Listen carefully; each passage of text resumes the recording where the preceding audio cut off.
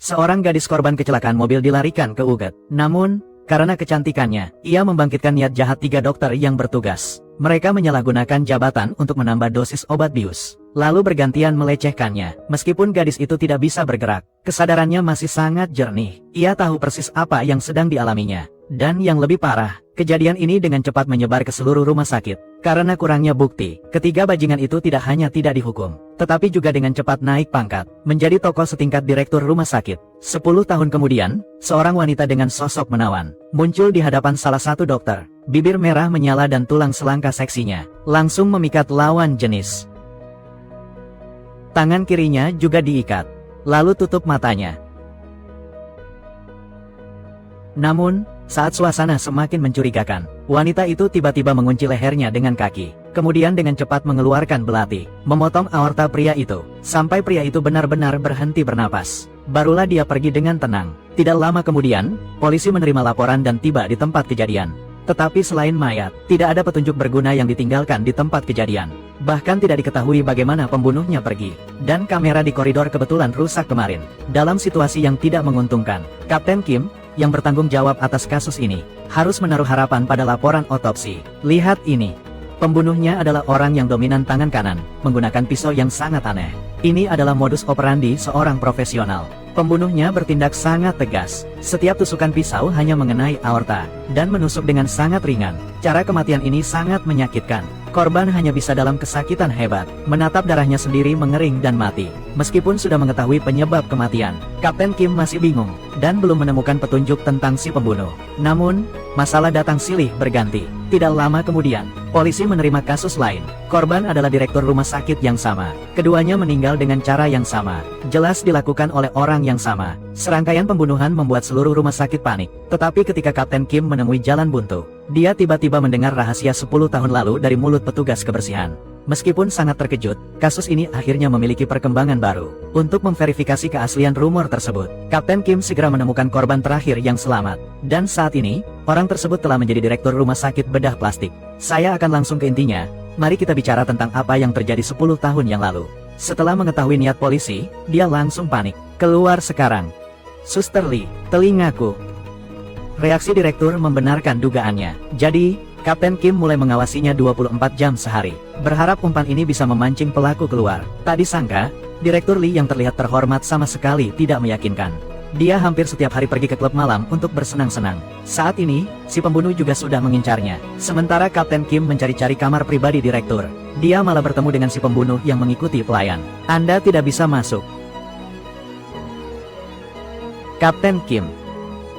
Mendengar ada polisi, si pembunuh panik dan menjatuhkan pisaunya ke tanah.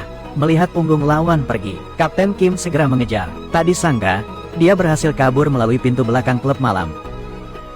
Melihat gambar pembunuh yang terekam di kamera pengawas, Kapten Kim semakin yakin bahwa pelakunya adalah gadis yang dilecehkan oleh ketiga pria itu di masa lalu. Saat ini, anak buahnya juga telah menyelidiki identitas gadis itu dari rumah sakit. 7 tahun lalu, dia telah berganti nama menjadi Sujin. Saat ini, dia baru saja menerima penghargaan aktris terbaik. Dia adalah seorang superstar. Kapten Kim segera membawanya ke kantor polisi untuk diinterogasi. Namun ketika dia menyebutkan malam tanpa tidur 10 tahun lalu, Sujin tidak mengakui maupun menyangkalnya. Saat itu dia tidak melihat apa-apa.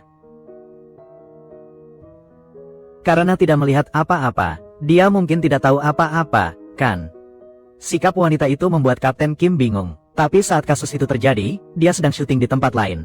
Dia punya alibi yang sempurna, jadi dia hanya bisa melepaskannya. Kapten Kim tidak punya pilihan lain selain memusatkan perhatian pada pisau yang ditinggalkan si pembunuh. Menurut pemilik toko pisau, pisau cakar harimau ini berasal dari Indonesia. Biasanya digunakan untuk memisahkan daging dari tulang, dan merupakan alat yang umum digunakan di toko daging. Karena tidak ada sidik jari pada pisau itu, kasus ini menemui jalan buntu lagi. Namun, saat dia sedang buntu, dia tiba-tiba menemukan bahwa di bawah rumahnya, entah sejak kapan, sebuah toko daging baru telah dibuka, dan pemiliknya adalah wanita cantik. Dia terampil menggunakan pisau, bahkan bisa mensterilkan kecoa di dinding. Sesampainya di rumah, Kapten Kim terus gelisah tidak bisa tidur. Dalam benaknya hanya ada bayangan sekilas pemilik toko, ketika dia menghitung domba ke 5733. Hari sudah terang, Kapten Kim selesai membersihkan diri dan bersiap untuk bekerja. Saat itu, dia baru melihat kerumunan pria mengelilingi toko daging. Para pria yang belum pernah memasak ini, muncul di sini sepagi ini, sepenuhnya karena kecantikan luar biasa dari pemilik toko. Kapten Kim tanpa sadar melangkah maju. Dia juga terpesona oleh pemilik toko itu. Tepat saat Kapten Kim sedang melamun, satu ember air dingin langsung disiramkan ke kepalanya. "Maaf, saya tidak melihatmu. Lain kali, ingatlah untuk menyingkir sedikit." Ini adalah percakapan pertama mereka berdua. Sejak saat itu, Kapten Kim setiap hari datang ke toko daging. Pertama, dia tertarik pada kecantikan pemilik toko. Kedua, dia merasa wanita itu terlalu mirip dengan pembunuh wanita itu. Keterampilan menggunakan pisau yang mahir dan kejam, juga sosok yang menawan dan luwes. Mungkinkah semua ini hanya kebetulan? Sementara itu, kematian temannya juga membuat Direktur Lee mulai gelisah. Bahkan saat sedang mengoperasi pasien, gadis 10 tahun lalu kembali muncul di hadapannya. Ketakutan yang luar biasa di hatinya juga membuatnya mulai berhalusinasi. Namun, hal ini justru membuat pria cabul ini semakin bersemangat. Dia memanfaatkan saat perawat keluar mengambil air, untuk melakukan perbuatan cabul kepada pasien.